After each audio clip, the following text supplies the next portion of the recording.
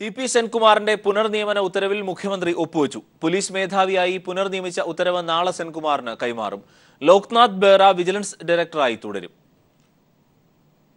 TP. സെൻകുമാറിനെ സംസ്ഥാന police മേധാവി സ്ഥാനത്തേക്ക് പുനർനിയമിക്കാനുള്ള ഉത്തരവിൽ വൈകിട്ടോടെയാണ് മുഖ്യമന്ത്രി പിണറായി വിജയൻ ഒപ്പുവെച്ചത്.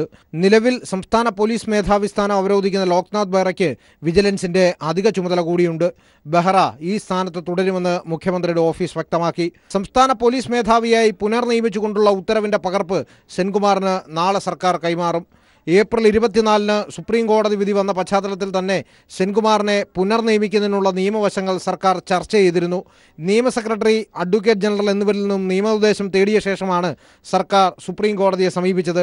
വ്യക്തതാ ഹർജി സുപ്രീം കോടതി തള്ളിയതിന് തൊട്ടു പിന്നാലെയാണ് സെൻകുമാറിനെ നിയമിക്കാൻ സർക്കാർ തീരുമാനിച്ചത്. സർക്കാരിന്റെ തീരുമാനത്തെപ്പറ്റി ഇപ്പോൾ ഒന്നും പറയുന്നില്ലെന്നും ഉത്തരവ് ലഭിച്ച ശേഷം പ്രതികരിക്കാമെന്നും സെൻകുമാർ പ്രതികരിച്ചു. നാളെ ഉത്തരവ് പുറത്തിറങ്ങുകയാണെങ്കിൽ നാളെ തന്നെ സെൻകുമാർ ചുമതല ഏറ്റെടുത്തേക്കും. News bureau, Thiruvananthapuram. പുനർനിയമിക്കാത്തതിനെതിരെ സെൻകുമാർ നൽകിയ കോടതിയലക്ഷ്യ ഹർജിയിൽ സംസ്ഥാന സർക്കാരിന് നോട്ടീസ്. ചൊവ്വാഴ്ച മറുപടി നൽകണം. കോടതി വിധിയിൽ വ്യക്തത ആവശ്യപ്പെട്ട് സംസ്ഥാന സർക്കാർ നൽകിയ ഭേദഗതി അപേക്ഷ കോടതി തള്ളി. കോടതി ചെലവായ 25,000 രൂപ കെട്ടിവയ്ക്കാനും ഉത്തരവിട്ടു. അതേസമയം കോടതിയലക്ഷ്യ ഹർജിയിൽ ചീഫ് സെക്രട്ടറി നേരിട്ട് ഹാജരാകണമെന്ന സെൻകുമാറിന്റെ ആവശ്യം സുപ്രീം കോടതി അംഗീകരിച്ചില്ല. സെൻകുമാറിനെ DGP-യായി പുനർനിയമിക്കാത്ത നടപടിയെ കുറ്റപ്പെടുത്തിയ സുപ്രീം കോടതി ചീഫ് സെക്രട്ടറിയെ ഒന്നാം എതിർകക്ഷിയാക്കി സമർപ്പിച്ച കോടതിയലക്ഷ്യ ഹർജി സർക്കാരിന് നോട്ടീസ് അയച്ചു. വിധിക്കെതിരെ പുനഃപരിശോധനാ ഹർജിയും വ്യക്തത ആവശ്യപ്പെട്ടുള്ള അപേക്ഷയും സമർപ്പിച്ചിട്ടുണ്ടെന്ന് സംസ്ഥാനത്തിനു വേണ്ടി ഹാജരായ മുതിർന്ന അഭിഭാഷകൻ സിദ്ധാർത്ഥ് ലൂഥർ അറിയിച്ചു.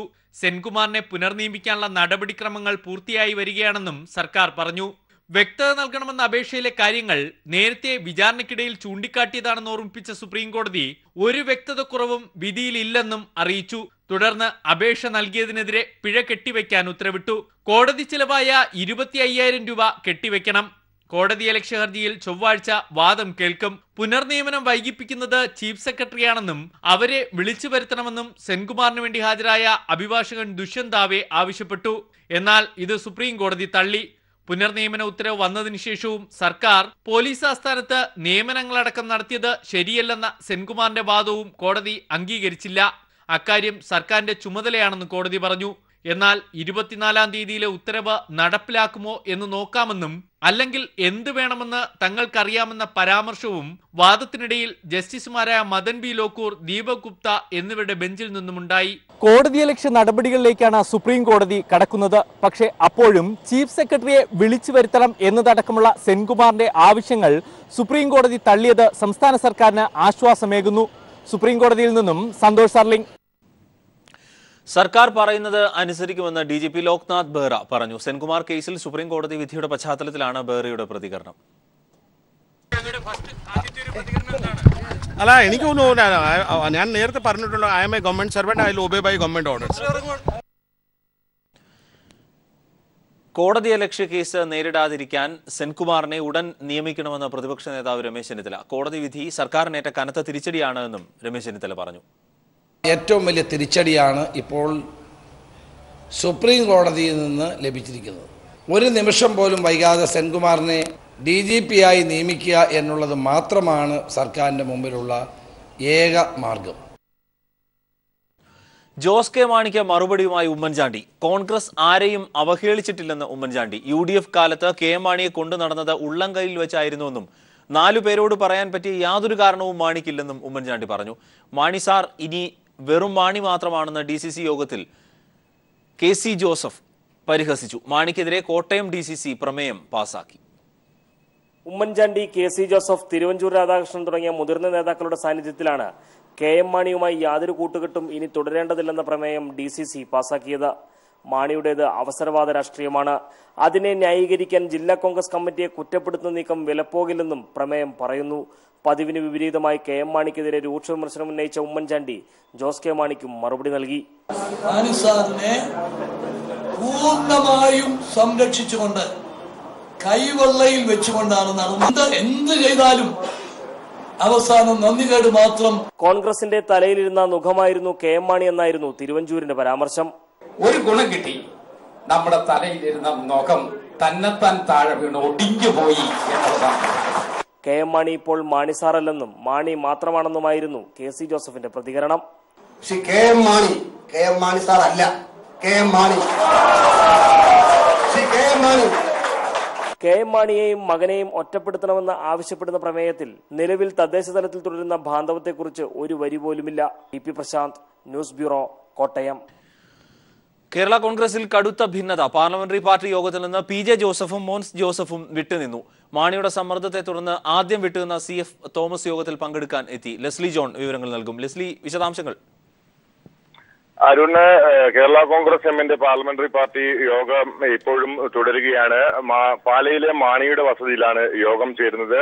8 മണിയോട് ചേർന്ന് യോഗം ആരംഭിക്കുകയും ചെയ്തിരുന്നു. Roshy Augustine, M Jayaraj, Jose K Mani, KM Mani, Joy Abraham MP എന്നിവരായിരുന്നു യോഗത്തിന്റെ ആദ്യഘട്ടത്തിൽ പങ്കെടുത്തിരുന്നത്. ഇതിനുശേഷം 3 പേർ യോഗത്തിൽ നിന്നും വിട്ടുനിൽക്കുന്നു എന്ന വാർത്ത പ്രചരിച്ചതോടുകൂടി KM മാണി നേരിട്ട് CF തോമസിനെ ഫോണിൽ ബന്ധപ്പെടുകയും അദ്ദേഹത്തോട് യോഗത്തിൽ പങ്കെടുക്കണമെന്ന ആവശ്യം ഉന്നയിക്കുകയും ചെയ്തു.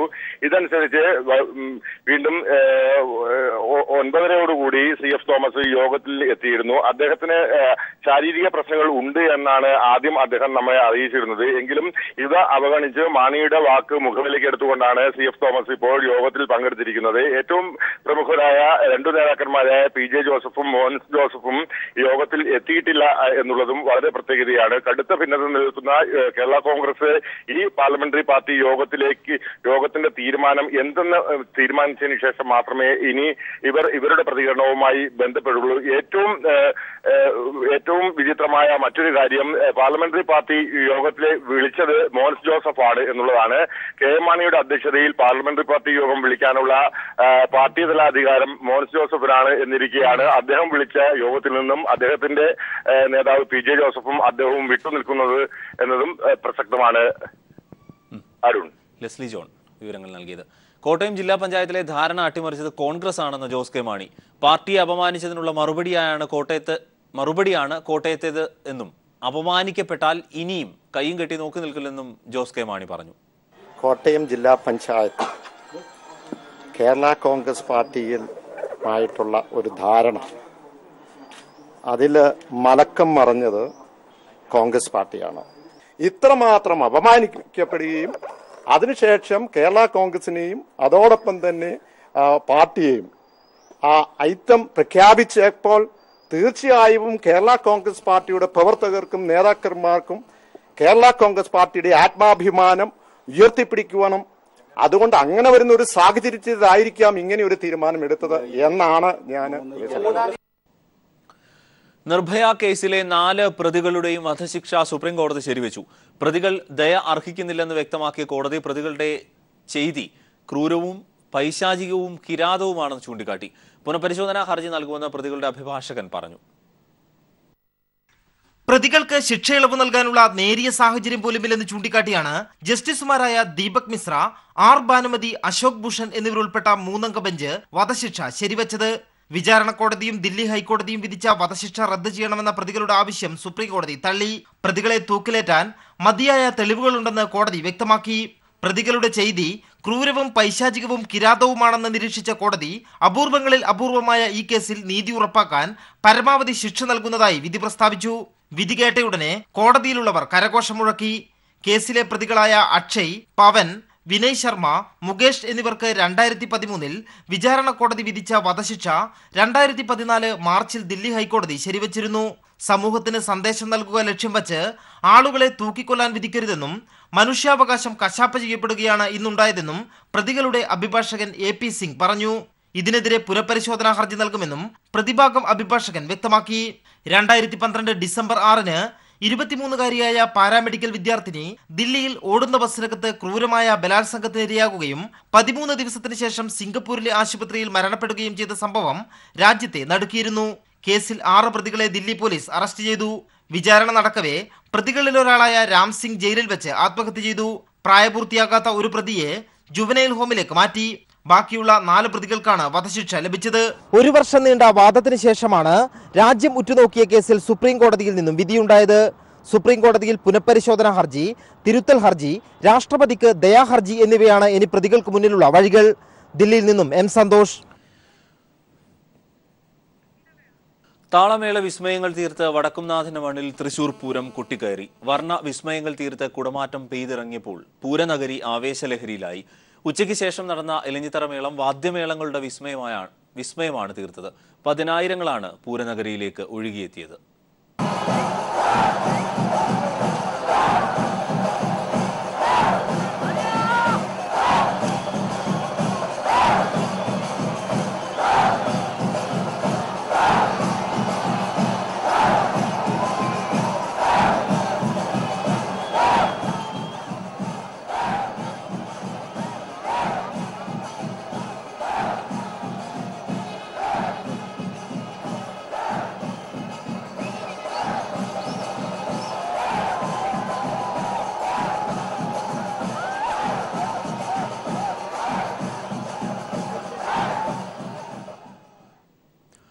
പൂരപ്രേമികളുടെ മനം കവരുന്നതായിരുന്നു 1.5 മണിക്കൂർ നീണ്ടുനിന്ന കുടമാറ്റം. വർണ്ണങ്ങൾ കൊണ്ടും രൂപം കൊണ്ടും ഒന്നിനൊന്ന് മികച്ചതായിരുന്നു തിരുവമ്പാടി പാറമേക്കാവ് വിഭാഗങ്ങളുടെ കുടമാറ്റ ചടങ്ങ്.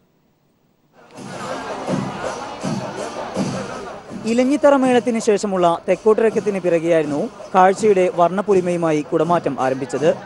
തിരുവമ്പാടി പാറമേക്കാവ് ദേവിമാർ പരസ്പരം കൂടിക്കാഴ്ച നടത്തുന്ന വേളയിൽ ഇരു ദേശക്കാർ തമ്മിൽ പ്രൗഢഗംഭീരമായ വർണ്ണക്കുടകൾ പരസ്പരം ഉയർത്തിക്കാണിച്ചുള്ള മത്സരം.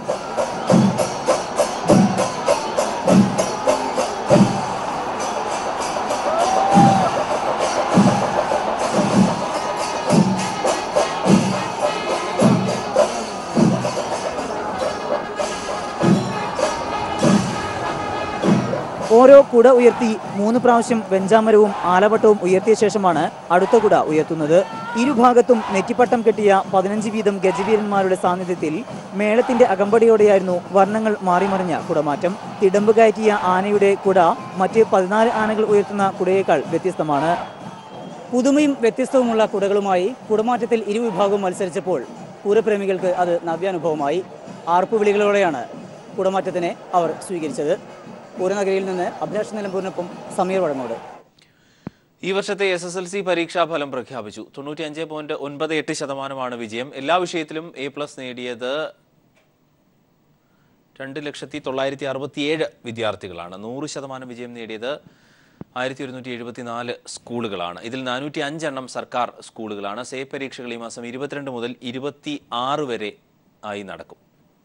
സിലബസ് പരിഷ്കരണത്തിന് ശേഷം നടന്ന ആദ്യ SSLC പരീക്ഷയിൽ 4,37,156 കുട്ടികളാണ് ഉന്നത വിദ്യാഭ്യാസത്തിന് യോഗ്യത നേടിയത്. വിജയശതമാനം 95.98. കഴിഞ്ഞ വർഷം ഇത് 96.59% വിദ്യാഭ്യാസ മന്ത്രി സി രവീന്ദ്രനാഥ്. 4,37,156 കുട്ടികൾ ഉന്നത വിദ്യാഭ്യാസത്തിന് യോഗ്യത നേടി. ഇത് 95.98% ആണ്. എല്ലാ വിഷയത്തിലും A+ നേടിയ വിദ്യാർത്ഥികളുടെ എണ്ണം 4.6%. എല്ലാ വിഷയത്തിലും A+ നേടിയത് 20,967 വിദ്യാർത്ഥികളാണ്. 100% വിജയം നേടിയ സ്കൂളുകളുടെ എണ്ണം 1174. ഇതിൽ 405 എണ്ണം സർക്കാർ സ്കൂളുകളാണ് എന്നതാണ് പ്രത്യേകത. കഴിഞ്ഞ വർഷം ഇത് 377 സ്കൂളുകളായിരുന്നു. ഗൾഫിൽ 98.64%, ലക്ഷദ്വീപിൽ 75.85% വിജയശതമാനം. വിജയശതമാനം ഏറ്റവും കൂടിയ റവന്യൂ ജില്ല പത്തനംതിട്ട ജില്ലയാണ്, 98.82. കുറഞ്ഞത് വയനാട് ജില്ല 89.65. വിജയശതമാനം ഏറ്റവും കൂടിയ വിദ്യാഭ്യാസ ജില്ല കടുതുരുത്തിയും കുറഞ്ഞത് വയനാട് ജില്ലയുമാണ്. മോഡറേഷൻ നൽകിയിട്ടില്ലെന്നും ഗ്രേസ് മാർക്ക് മാത്രമാണ് ഇത്തവണ വിദ്യാർത്ഥികൾക്ക് നൽകിയിട്ടുള്ളതെന്നും വിദ്യാഭ്യാസ മന്ത്രി വ്യക്തമാക്കി. ഉത്തരക്കടലാസുകളുടെ പുനർമൂല്യനിർണ്ണയത്തിന് ഈ മാസം 8 മുതൽ ഓൺലൈനായി അപേക്ഷിക്കാം. ഈ മാസം 22 മുതൽ 26 വരെയായി സേ പരീക്ഷ നടക്കും. +1 പ്രവേശന നടപടികൾ ജൂൺ 8-നാകും ആരംഭിക്കുക. ഓൺലൈനായി അപേക്ഷ സമർപ്പിക്കേണ്ട അവസാന തീയതി മെയ് 22 ആണ്. ആദ്യ അലോട്ട്മെന്റ് ജൂൺ 5-നും ക്ലാസുകൾ 14-നും ആരംഭിക്കും. News bureau, Thiruvananthapuram. പോലീസ് തലപ്പത്ത് വീണ്ടും വൻ അഴിച്ചുപണി. അസിസ്റ്റന്റ് കമ്മീഷണർമാരും ഡിവൈഎസ്പിമാരും അടക്കം 100 ഉന്നത ഉദ്യോഗസ്ഥരെ സ്ഥലം മാറ്റി നിയമിച്ച് സർക്കാർ ഉത്തരവിറക്കി. മുഖ്യമന്ത്രിയുടെ അധ്യക്ഷതയിൽ നടന്ന പോലീസ് ഉന്നതതല യോഗത്തിലെ തീരുമാനമനുസരിച്ചാണ് നടപടി. കഴിഞ്ഞ ദിവസം ADGP, IG റാങ്കിലുള്ള ഉദ്യോഗസ്ഥരെ മാറ്റി നിയമിച്ചിരുന്നു. മലയാളത്തിന്റെ പ്രിയതാരം ദുൽഖർ സൽമാന് പെൺകുഞ്ഞ് പിറന്നു. ചെന്നൈയിലെ മദർഹുഡ് ആശുപത്രിയിലായിരുന്നു ദുൽഖറിന്റെ ഭാര്യ അമാൽ പെൺകുഞ്ഞിന് ജന്മം നൽകിയത്. ഇൻസ്റ്റഗ്രാം പേജിലൂടെയാണ് ദുൽഖർ വാർത്ത പുറത്തുവിട്ടത്. സ്വർഗത്തിന്റെ ഒരു അംശം കൊണ്ട് ഞങ്ങൾ അനുഗ്രഹീതരായിരിക്കുന്നു. നീണ്ട കാത്തിരിപ്പിനൊടുവിൽ എനിക്കൊരു രാജകുമാരിയെ കിട്ടിയിരിക്കുന്നു. അമൂന് അവളുടെ തനിപ്പകർപ്പിനെയും ദുൽഖർ ഇൻസ്റ്റഗ്രാമിൽ കുറിച്ചു.